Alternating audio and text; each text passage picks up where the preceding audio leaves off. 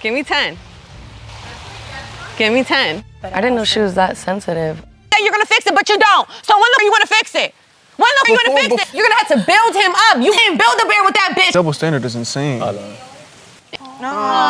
Just say the double standard's a bit crazy, right? What was it about these 4 Love Island moments that made them go viral while hundreds of other conversations were forgotten?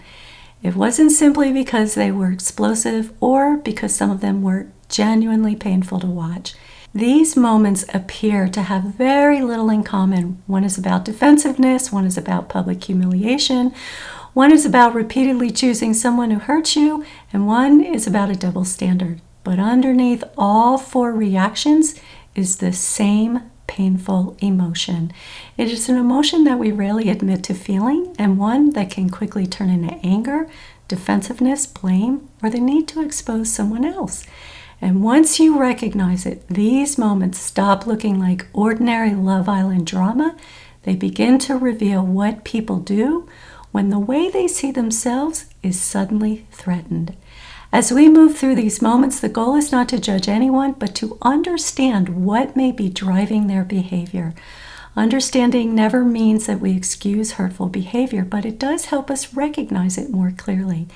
And the first moment begins with something that should have been resolved in less than 20 seconds. A little excessive though, Melanie. I'm not gonna lie, it was a little excessive because you're sitting right next to him and it could have been like this, right?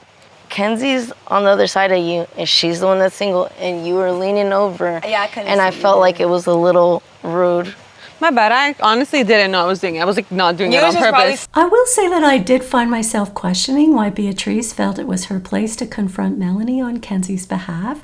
Of course, we don't know how much of the conversation was edited or what may have happened before this moment. But based on what we were shown, Beatriz seemed determined to make Melanie understand that she viewed her behavior as inappropriate. Melanie's first response was, "My bad, I didn't know I was doing that." So she did initially acknowledge the behavior and take some accountability for it. She also explained that she had not been aware that she was doing it. This conversation could have ended within 20 seconds. Beatriz could have said, "Okay, I just wanted to bring it to your attention," and Melanie could have become more mindful of it moving forward. But that is not what happened. Instead, Melanie's explanation that she had not done it intentionally seemed to be interpreted as defensiveness or refusal to take accountability, even though she had already acknowledged it. So why did Beatriz continue pressing the point? And why did Melanie begin reacting as though she were being accused of something much bigger than looking at a man and leaning in front of Kenzie's view? Honestly, relax. Like, I've honestly just turned over because I didn't do it on purpose. Well, don't tell me to relax, but I'm saying like it's happened before and it just When did it happen before? I don't know exactly. I'm telling you this time, it was an accident. I didn't do it on purpose. Don't get defensive. On the surface, this is a disagreement about intent and impact. Beatriz is saying, your behavior affected Kenzie. Again, I don't know why she felt she needed to speak for Kenzie, but that being said, Melanie is essentially trying to say, but that behavior does not represent who I am. And those are 2 very different conversations. When Melanie explains that she did not mean to do it, she may not only be defending the action, she may be defending her identity. She does not want to be seen as the woman who would intentionally disrespect another woman over a man. But I don't ever mean like to not, you know, like it's never on purpose. Well, I'm not saying it's on purpose. I love looking at people in the face. I'm really good at eye contact. That's valid. I just need you to take responsibility and be like, okay, yeah, that wasn't on purpose. Okay, cool, we could drop it. But that's what I did. What is particularly interesting is that Beatriz said that she simply wanted Melanie to acknowledge what happened and explain that it was not intentional, and that is essentially what Melanie did. She did acknowledge the behavior, apologized, and explained that she had not been aware of it. That could have reasonably been enough to end the exchange. But something about Melanie's response apparently did not feel like full acknowledgement to Beatriz. It seems like the more that Melanie explains, the more Beatriz believes she is refusing to take accountability, and the more Beatriz asks Melanie to take responsibility, the more Melanie believes that she is not being seen for her intentions. So at that point, the conversation was no longer about whether Melanie had looked at another man excessively. It became a struggle over what Melanie's behavior meant and Who had the right to define it? And that may help explain why Melanie reacted so strongly. Give me 10. I didn't know she was that sensitive. Give me 10. Give me 10. Melanie appears to be emotionally flooded. She can no longer process the conversation and defend herself at the same time. Taking space was probably healthier than remaining there in the conversation and becoming increasingly reactive. She appears unable to remain in the conversation without feeling increasingly attacked. Sometimes defensiveness is not simply a refusal to take responsibility. Sometimes a person is fighting against what they believe the criticism says about them. She may have experienced Beatriz's persistence not as feedback, but as a public judgment of her character. And when Beatriz later said that she did not know that Melanie was that sensitive, it shifted attention away from how the conversation had unfolded and onto Melanie's emotional reaction, as though the problem was simply that Melanie could not tolerate being corrected. But sensitivity may not have been the entire issue. Melanie may have felt that she had acknowledged the concern, yet Beatriz continued pressing until Melanie responded in the exact way Beatriz believed that she should. She may have felt exposed, judged, and unable to say anything that would change how Beatriz now saw her. And that brings us closer to the emotion running underneath all 4 moments. We're getting there, but before we do, let's move on to viral moment 2. Fix it, but you don't. So when are you going to fix it? When are you going to fix it? Before we Because left you for don't. Casa, I shit swear was to God, I'm not going to good. believe you fuck me until you fix it.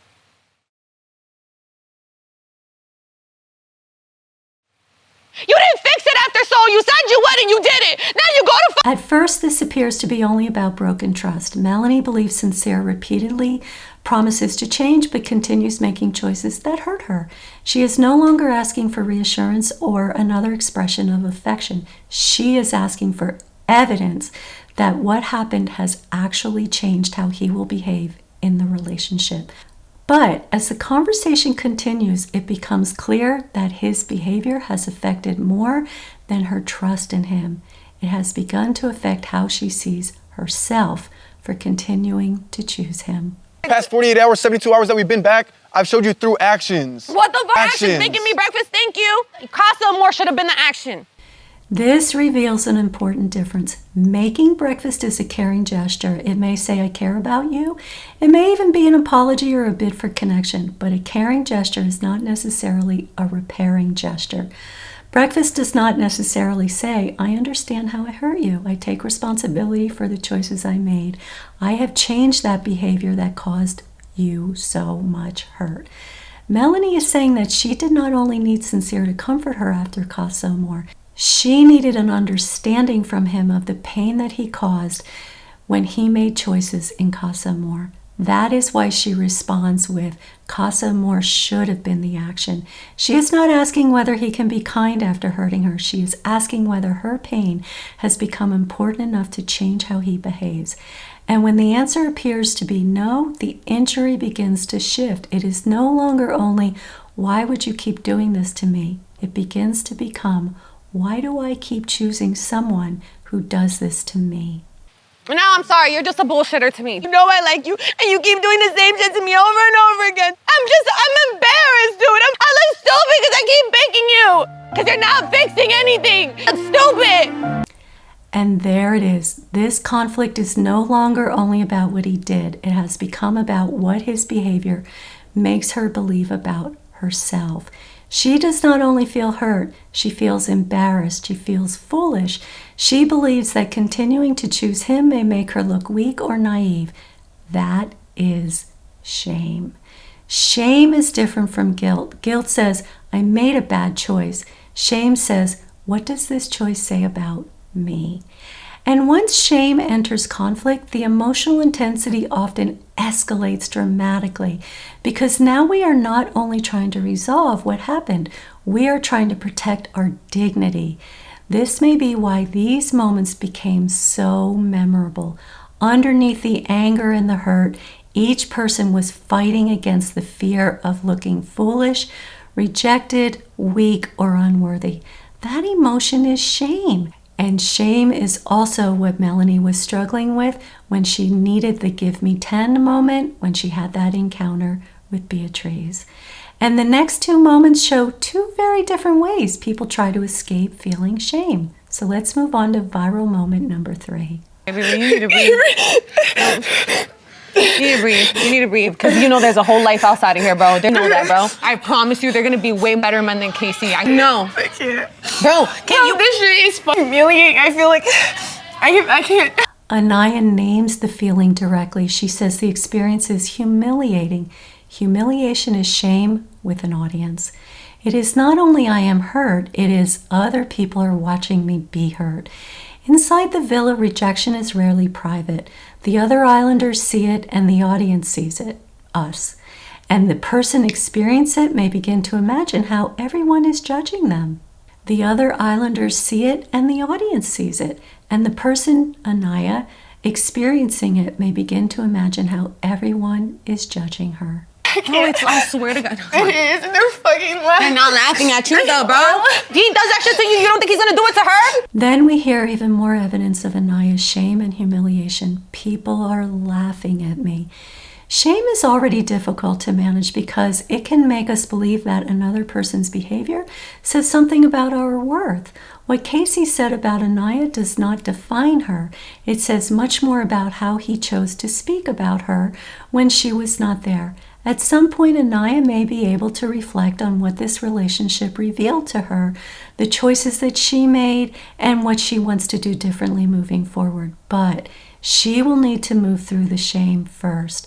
When we are overwhelmed by humiliation, it is so difficult to see ourselves or our relationship clearly.